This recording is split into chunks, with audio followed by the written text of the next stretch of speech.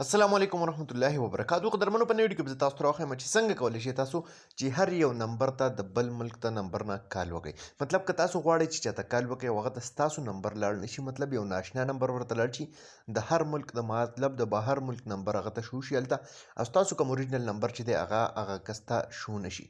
مطلب هغه ته دا پته ونه لګي چې ما ته کال چا کړی دی، بالکل ناشنا نمبر یو نوی نمبر هغه ته لاړ شي. نو دغه طریقه درته راښایم نوې ویډیو کې. ویډیو راسره تر اخره وګورئ، ویډیو سکیپ کوئ مه، خو دې نه مخکې ویډیو کې راز دی که تر اوسه پورې تاسو زموږ ټیکنیکل پښتو یوټیوب چینل نه سبسکرایب کړی، دا سبسکرایب کړئ او خوا کې د غنټې نشان هم کلیک کړئ چې زموږ نوې ویډیوز تاسو ته په وخت باندې دررسي. دې لپاره به تاسو ته یو اپلیکیشن پکار وي، هم د دغه اپلیکیشن لینک موږ تاسو ته کمنټ ډسکرپشن کې درکړی دی. سمپل تاسو به هلته نه دغه اپلیکیشن خپل موبایل ته انسټال کړئ. کله هم چې دغه اپلیکیشن تاسو خپل موبایل ته انسټال کړئ، دا به تاسو نه وړوکیشن پرمیشن غواړي، دې ته به تاسو دغه پرمیشن الاف کړئ. ټیک ده، کلم چې دې له تاسو دغه پرمیشن ورکړئ، تاسو ته بیا داسې شان یو انټرفیس راشي.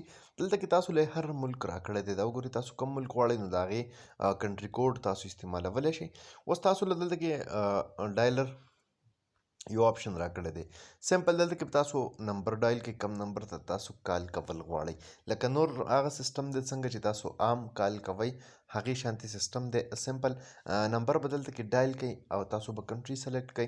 بیا چې کم نمبر نه تاسو کال وکړئ نو تاسو دغه نمبر به هغه ته نه شو کېږي، مطلب ستاسو اوریجنل نمبر به هغه ته هیڅ کله هم نه شو کېږي، هغه ته به ستاسو د اوریجنل نمبر هډو پته نه لګي. ستاسو به چې کوم ملک سلیکټ کړی وي سمپل د هغې نه به ورته کال ځي. اوس که دلته کې تاسو کریډټ وګورئ نو دا به تاسو هسې کال نشئ کولی، مطلب دې کې به اول تاسو له څه پکار وي، کریډټس پکار وي، لکه څنګه چې تاسو له پیسې پکار وي. دا وګورئ دلته کې ډیلی کم کریډټس چې دي به تاسو له راکوي، دغه شانتي لاکي باکس، ډیلی چکن تاسو کولی شئ. دغه ټول چې دي د هغې نه بعد به د تاسو له کریډټ مطلب کاینز شانتي به راکوي، هغې نه بعد بیا تاسو څه کولی شئ، دغه ایپ چې دی هغه استعمالولی شئ. هسې لکه څنګه چې تاسو سره بیلنس نه وي ټیک ته نو کال نه کېږي، کله چې تاسو سره بیا دغه کریډټ نه وي نو هغې نه بیا به هم ستاسو کال نه کېږي. دلته کې کریډټ به تاسو څنګه لئ، تاسو ته یو ایډ شان شو شي هغه به تاسو وګورئ نو کله به تاسو له 50 کریډټس راکړي، کله به 100 کریډټ راکړي. چې دغه کریډټ تاسو جمع کوئ نو بیا د هغې نه بعد تاسو خپل په موبایل کال کولی شئ، بالکل د ناشنا نمبر نه، د بهر ملک ته نمبر نه.